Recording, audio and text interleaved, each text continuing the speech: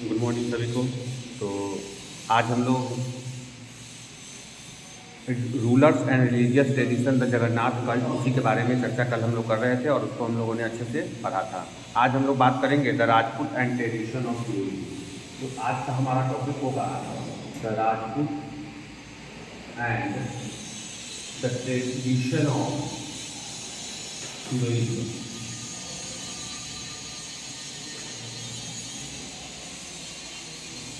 इस टॉपिक से साफ क्लियर दिख रहा है कि आज हम लोग केवल और केवल राजपूतों के बारे में बात करेंगे, यानी एक ऐसा ट्रेडिशन जो राजपूतों के द्वारा फैलाया गया था, या यूँ कहें कि एक ऐसा ट्रेडिशन जो राजपूतों ने डोमिनेंस, जहाँ पे राजपूत डोमिनेंस कर रहे थे। ठीक है, अगर हम बात करें राजपूतों के बारे में तो जो राजपूत थे इनको राजपूताना भी कहा गया, इनको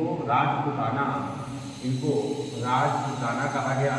इसके द्वारा सर ये कहा गया ब्रिटिश के द्वारा, यानी जो ब्रिटिश थे इन्होंने इनको क्या कहा, इन्होंने कहा कि जो भी राजपूत हैं वो क्या कहलाएंगे, तो राजपूताना कहलाएंगे। और किसके द्वारा? ब्रिटिश के द्वारा। हम बात कर रहे हैं इसी राजपूताना के बारे में। इस राजपूताना का सीधा संबंध राजस्थान से है। किससे है? राजस्थान से है। एक ऐसा कल्चर जो कि राजस्थान में पूरी तरह से क्या था, तो पूरी तरह से इनहेबिटेड था पूरी तरह से। कहाँ पे? पूरी तरह से इनहेबिटेड था। कहाँ पे सर? तो राजस्थान में। और इसको बनाने वाले जो लोग थे वो थे आपके राजपूत। तो आज हम लोग पूरी तरह से राजपूत के डोमिनेंस के बारे में पढ़ेंगे, जो राजपूतों का डोमिनेंस है पूरे राजस्थान में, इसके बारे में देखेंगे। एक बात साफ है कि ऐसा नहीं है कि राजस्थान में जितने भी लोग हैं, राजस्थान में जितने भी लोग थे वो सब राजपूत थे, ये कहना भी पूरी तरह से सही नहीं होगा। यानी ये पाटलिपुत्र है। ये क्या है सर? तो ये पाटलिपुत्र है। लेकिन एनसीईआरटी लिखता है कि वैसे लोग जो राजस्थान में रहते हैं वो या तो राजपूत कहलाए, लेकिन और भी बहुत सारे लोग थे जो उनके साथ रहते थे, यानी दूसरे और भी लोग रहते थे। ठीक है, तो राजस्थान का मतलब राजपूत का डोमिनेंस तो था, लेकिन ऐसा नहीं था कि केवल वहाँ राजपूत थे, और भी बहुत सारे लोग थे जो वहाँ पे राजस्थान में रहते थे। ठीक है, तो आगे हम लोग थोड़ा सा और देखते हैं।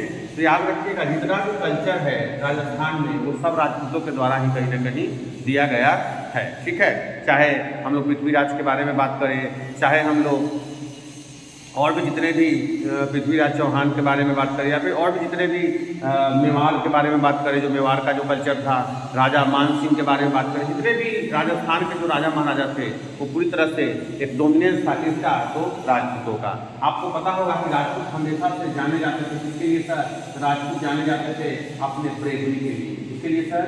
ब्रेवरी के लिए जाने जाते थे। आपने वायलट के लिए जाने जाते थे, लव के लिए जाने जाते थे। उसके बाद अगर बात करें तो एंगर के लिए। ठीक है, तो ये सारा जो वर्ड है इसी के लिए हमेशा से राजपूत को जाना जाता था। ठीक है ना, राजपूतों ने हमेशा से युद्ध पसंद किया, यानी उन्होंने बैटल फील्ड को चुना। किसको चुना सर? तो बैटल फील्ड को चुना रादर देन फेस डिफीट। ठीक है, होता है ना कि आप बैटल फील्ड में जाने से पहले क्या हो जाते हैं, डर जाते हैं, लेकिन ऐसा नहीं था। राजपूत ने क्या स्वीकारा? तो राजपूत ने यह स्वीकारा कि हम युद्ध करेंगे, चाहे युद्ध में हार हो या जीत हो। यानी इन्होंने हमेशा से ये बात की कि हम बैटल फील्ड में जाएंगे, युद्ध लड़ेंगे, चाहे हार हो या जीत हो, उससे इनको कोई मतलब नहीं था।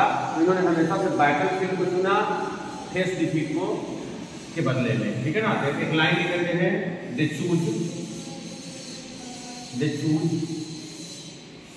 बैटल फील्ड rather than क्या हो जाएगा? they choose battlefield rather than face defeat। यानी इन्होंने पीठ दिखाना अच्छा नहीं समझा, बल्कि युद्ध में जाना अच्छा समझा। इन्होंने हमेशा से ये कहा कि हम युद्ध में जाएंगे, जीतना हारना अलग बात है, लेकिन हम अपने आप को सरेंडर नहीं करेंगे। एक और शब्द लिख लीजिएगा, सरेंडर का मतलब है इन्होंने कभी अपने आप को सरेंडर नहीं किया। इनका मानना था कि हम कहाँ रहेंगे, तो हम युद्ध में जाएंगे। ठीक है, एनसीईआरटी ये लिखता है। तीन चार इनकी जो स्टोरी है हमेशा से इतिहास के पन्नों में दर्ज है, चाहे इनकी स्टोरी हो, चाहे इनके पोएम्स हो। इनको लोग क्या करते हैं? इनको लोग अपना करने कहीं आइडियल्स मानते हैं, कहीं ना कहीं एस्पिरेशन मानते हैं। इसी आइडियल और एस्पिरेशन के कारण इनकी जो स्टोरी है वो आज भी बहुत सारे लोगों को क्या देती है सर? तो बहुत सारे लोगों को क्या दे रही है सर? प्रेरणा दे रही है। दैट इज कॉल्ड इंस्पिरेशन दे रही है, इंस्पिरेशन। इसी इंस्पिरेशन के कारण आज भी राजस्थान जो है वो पूरी तरह से राजपूतों के लिए समर्पित है, यानी वहाँ का जो भी कल्चर है वो इर्द गिर्द ही घूमती हुई नजर आती है। ठीक है, तो इसके बारे में हम लोग बात करने वाले हैं। ठीक है, आगे एनसीईआरटी लिखता है, एनसीईआरटी का थोड़ा सा लाइन हम पढ़ रहे हैं। This cultural tradition we are closely linked with the ideals and aspiration of ruler, वही है, यानी इन्होंने अपना क्या माना, तो आइडियल और एस्पिरेशन दोनों माना है किसको, तो राजस्थानी कल्चर को, यानी राजस्थान के राजपूतों को।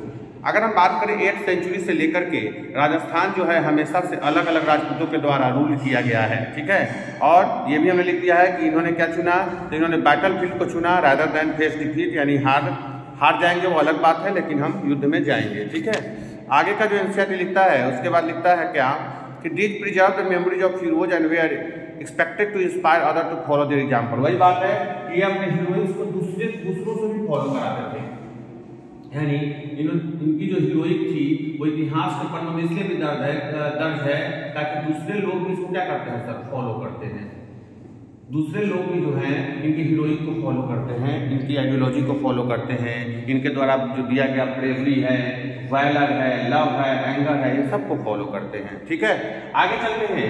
जब हम लोग कोई भी चीज़ पढ़ते हैं तो उसमें लास्ट में आता है क्या, इसमें महिलाओं का कोई योगदान है सर, तो महिलाओं के योगदान के बारे में अगर बात करें तो महिलाओं का भी इसमें बहुत बड़ा योगदान रहा है। इतिहासकार लिखते हैं कि महिलाएं दो चीज के लिए हमेशा से जानी जाती है, या तो विन और दूसरा डिफीट या प्रोटेक्ट कर सकते हैं। महिलाओं की जब भी बात आती है तो राजपूतों ने उन्हें क्या किया है, या तो उन्हें जीता है या फिर उन्हें बचाया है। ठीक है, तो महिलाओं के योगदान के बारे में बात करते हैं हम लोग। ठीक है, did women find a place with in this story, कह रहा है कि क्या इस स्टोरी में, जितनी भी स्टोरी है, क्या इसमें कहीं ना कहीं महिलाओं का कोई योगदान है या कहीं महिलाएं हैं, तो ये सर है। महिलाओं को दो तरह से एनसीईआरटी लिखता है, विन और प्रोटेक्ट। विन और प्रोटेक्ट जो है, विन का मतलब क्या होता है, जीतना, विन मतलब जीतना, प्रोटेक्ट मतलब क्या देना, सुरक्षा देना, सुरक्षित रखना या सुरक्षा। ठीक है, प्रोटेक्ट का मतलब जीतना, विन का मतलब जीतना और प्रोटेक्ट का मतलब सुरक्षा। ठीक है, तो महिलाओं को दो कारणों से जाना जाता है। एक, महिलाओं को क्या दिया गया है, या तो महिलाओं को जीत लिया गया है। आपने एक मूवी देखी होगी, ठीक है, पद्मावत मूवी थी। ठीक है, उसमें देखिएगा कि जो राजा थे वो क्या चाहते थे, वो चाहते थे कि महिलाओं को जीतना, और दूसरा क्या था, महिलाओं को बचा रहा था। यानी ये बचाना और जीतना, ये दोनों क्या है, ये दोनों राजपूतों के लिए हमेशा से क्या था, तो एक आइडियोलॉजी बन चुकी थी। किसके लिए सर, तो महिलाओं के लिए, यानी महिलाओं के लिए ये एक आइडियोलॉजी थी जिसको वहाँ के राजपूत जो थे हमेशा से निभाते आते चले आए हैं। तो विन और प्रोटेक्ट याद रखिएगा महिलाओं के लिए। आप एक और प्रथा सुने होंगे जिसको लोग सती प्रथा कहते हैं, आपको पता होगा, ये वही सती प्रथा है जिसको राजा राममोहन राय ने शुरू किया था, नहीं खत्म किया था, इसको ये कर सकते हैं, राजा राममोहन राय ने इसको खत्म किया था। कब सर, तो 1828 में। 1828 में ईयर है जिसमें राजा राममोहन राय ने सती प्रथा को क्या किया था सर, तो सती प्रथा को बंद कर दिया था। ठीक है ना, इसको एबोलिस्ट किया था। एबोलिस्ट करना, एबोलिस्ट का मतलब होता है समाज से किसी चीज को खत्म करना। तो ये राजा राममोहन राय ने, उस समय आपको पता होगा गवर्नर जनरल जो थे वो थे लॉर्ड विलियम बेंटिक। कौन थे, लॉर्ड विलियम बेंटिक। ठीक है, तो ये लॉर्ड विलियम बेंटिक जो थे, इन्हीं के शासनकाल में राजा राममोहन राय ने 1828 में सती प्रथा को खत्म किया था। कहोगे सती प्रथा क्या है सर, तो सती प्रथा एक ऐसा है कि अगर आप किसी का हस्बैंड मर जाते हैं, अगर किसी के हस्बैंड मर जाते हैं, उसी की प्री पे, प्री मीन्स लाश होता है, उसी की प्री पे उनकी पत्नी को भी, वाइफ को क्या क्या जला दिया जाता, वाइफ को भी बर्न कर दिया जाता, जला दिया जाता। तो ये प्रथा हमारे यहाँ शुरू से चलती आ रही है। इसके खिलाफ राजा राममोहन राय ने आवाज उठाया और आवाज उठा करके इस प्रथा को 1828 में बंद कर दिया। ठीक है, तो इसके बारे में भी था। ठीक है, आगे कर रहा है एनसीईआरटी कि sometimes they figure as the cause for conflict as men fought with another to win or protect। वही विन हो या तो जीतने के लिए, नहीं तो उनको सुरक्षा देने के लिए। Women are also depicted as following their heroic husband in both life and death। बिल्कुल सही बात है। मान लीजिए कि कोई युद्ध में अगर कोई राजा जो है, रूलर जो है वो मर जाता है, तो उसके बाद जो है वो पूरा राज्य किसके कंधों पे आ जाता है, तो महिलाओं के कंधों पे आता है, और महिलाएं उसको अच्छे से क्या करती है, तो चला पाती है। तो इसलिए कहा गया है यहाँ पे कि वीमेन जो हैं उनका क्या है, तो लाइफ और डेथ, यानी मेन के लाइफ और डेथ दोनों में उनका काफ़ी खास स्थान रखा गया है। There are story about the practice of sati और the immolation of widow on the funeral pyre of their husband. वही बताया मैंने कि उनके पायर पे क्या होता है, तो उनके लाश पे क्या किया जाता था, तो लाश पे उनके वाइफ को भी क्या किया जाता, जला दिया जाता था, ठीक है ना। तो वो पायर था, PYRE, pyre of their husband. So those who follow the heroic ideal often had to pay for it with their life, ठीक है। तो जो भी इसके लिए जो भी जिन्होंने भी लड़ाई लड़ी है उन सबको हीरोइक आइडियल कहा गया। हीरोइक आइडियल क्या कहा गया, हीरोइक आइडियल। हीरोइक आइडियल का मतलब होता है सर कि हीरोइक मतलब क्या, जिनका प्रदर्शन हीरो जैसा हो, एकदम ऐसा परफॉर्मेंस जो एकदम अलग किस्म का हो। और आइडियल का मतलब क्या होता है, तो जानते हैं आप आइडियल का मतलब क्या होता है, आइडियल का मतलब होता है आदर्श, ठीक है। आगे जो था आपको पता होगा कि ये दो वर्ड याद रखिएगा। एक है लखनऊ में, लखनऊ को हम पता है, लखनऊ को किस नाम से जानते हैं, अवध के नाम से। और एक वर्ड है राजस्थान, राजस्थान को हम लोग राज दरबार भी कहते हैं, राजघराना भी था। तो राजघराना और अवध ये दोनों जो थे क्या थे सर, तो ये दोनों जो थे वो सेंटर थे किसके, तो राजपूतों के। यहाँ राजपूत सबसे ज्यादा डोमिनेट इनका था, यानी राजपूत जो थे सबसे ज्यादा डोमिनेट करता था, तो वो था लखनऊ में और दूसरा राजस्थान में। दोनों को कहा गया, लखनऊ को अवध कहा गया और राजस्थान को राजघराना कहा गया, ठीक है। आगे हम लोग का जो अगला टॉपिक है वो है beyond regional frontier the story of Kathak. अगला जो टॉपिक है वो है आपका क्या, तो beyond regional frontiers the story of Kathak. लेकिन उसको हम लोग कल डिस्कस करेंगे, आज हम लोग थोड़ा सा इसको देखने वाले हैं। एक बार और देखते हैं थोड़ा सा कि आखिर पूरा इसका मोरल ऑफ द स्टोरी क्या है, आखिर स्टोरी कहना क्या चाह रहा है। तो इसी को हम लोग फिर से एक बार देखते हैं। तो हम लोगों ने अभी तक क्या क्या पढ़ा है उसको एक बार और देखते हैं, फिर हम लोग आगे की बात करेंगे। तो हम लोगों ने अभी तक 3 टॉपिक को डिस्कस किया, एक चेरा और चेरा का जो डेवलपमेंट। तो चेरा में हम लोगों ने देखा कि चेरा डायनेस्टी थी जो कहाँ थी, केरला में थी। दूसरा हमने देखा कि उसका डेवलपमेंट कब हुआ, ठीक है। हमने देखा था क्या, चेरा डायनेस्टी देखा था, चेरा डायनेस्टी, ठीक है। चेरा डायनेस्टी को हमने पढ़ा कि इसका मेन जो सेंटर था वो केरला में था। 8th सेंचुरी में बात किया। यहाँ का लैंग्वेज हमने बात किया था कि लैंग्वेज क्या है, लैंग्वेज के बारे में हमने बात किया कि यहाँ का लैंग्वेज मलयालम है। यहाँ का लैंग्वेज हमने मलयालम के बारे में देखा था, ठीक है। फिर इसके बारे में आगे हम लोगों ने बात किया कि यहाँ पे क्या हुआ, तो यहाँ पे इसको स्क्रिप्ट कल्चर भी यही कहा गया, यानी स्क्रिप्ट जो लैंग्वेज था वो भी मलयालम था, स्क्रिप्ट जो लैंग्वेज था वो भी मलयालम था। फिर हमने बात किया किसका, मलयालम था। फिर हमने बात किया किसका सर, तो फिर हमने आगे बात की किसकी, तो हमने एक वर्ड आया जिसको हम लोग बोलते हैं मणिपर्वलम। एक वर्ड था मणिपर्वलम, मणिपर्वलम, इसको हम अच्छे से डिस्कस किया था। मणिपर्वलम का मतलब होता है diamonds and corals, diamonds and corals, ठीक है ना, डायमंड्स एंड कोरल्स इसको कहा गया, ठीक है।